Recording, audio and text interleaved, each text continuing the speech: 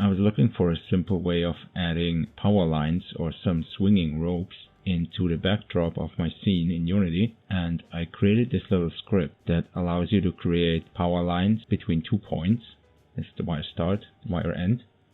The start and the end are both children of an empty game object, and the empty object has this dynamic wire script where you can control several parameters of what the wire will look like.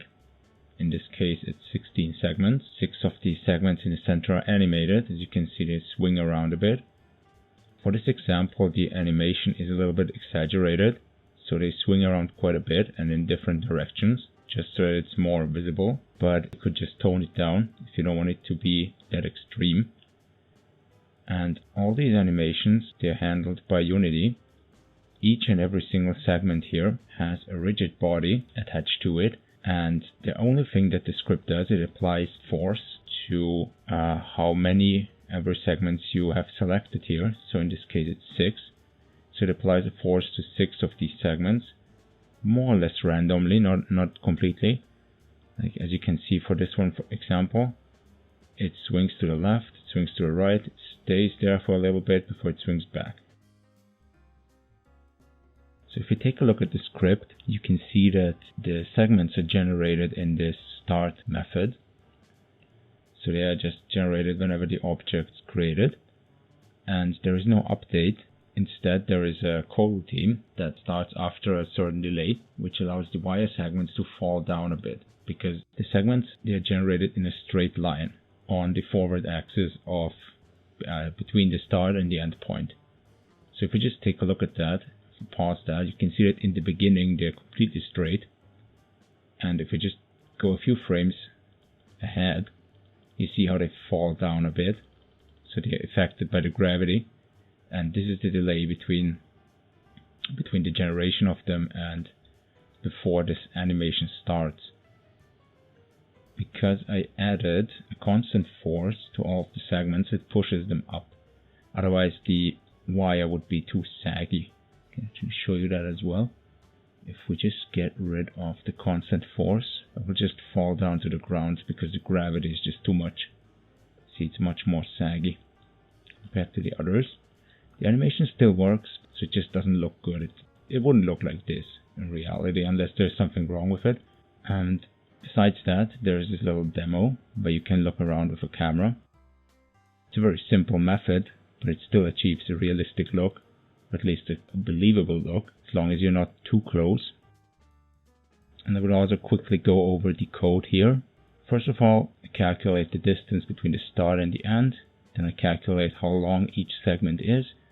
This depends on how many segments there are. The weird arithmetic that's on there, I don't think it's that visible now, but these cylinders, you can still see it here. At least I hope that the z-axis here is not, it's not either on the left or the right of the cylinder, it's exactly in the center of it. And that's why there's this weird arithmetics. For example, here and here. So it's just offsets it to the center. But anyway, let's go over it. So first we calculate the distance, then how long each segment is, then go over the number of segments. Each of that is a new game object. In this case it's a cylinder. You can also use a line renderer, but I have found that that just doesn't look as good because it rotates with the camera, so you will always see it from the same angle. It just doesn't look believable. After a new game object got generated, I scale it down to be the right size, right radius here, and the right length that we just determined up here. Then the code moves that new game object to the desired position, and then it rotates it. Then it sets the parent, which you can see in the hierarchy here. It parents these to the empty game object that also contains the start and the end point. And then it renames them just so the hierarchy looks a little nicer. Then it adds various components that are required.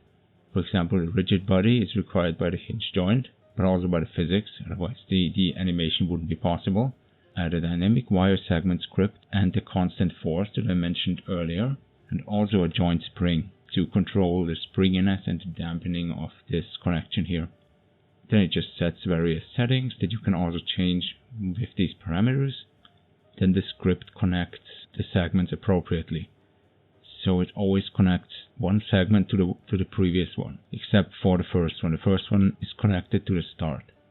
And after this loop is done, it connects the endpoint to the last segment that there was. Once all the segments got generated, after an animation start delay, the animation begins. Might look a little weird, it's just very simple, but I think it still achieves a realistic look.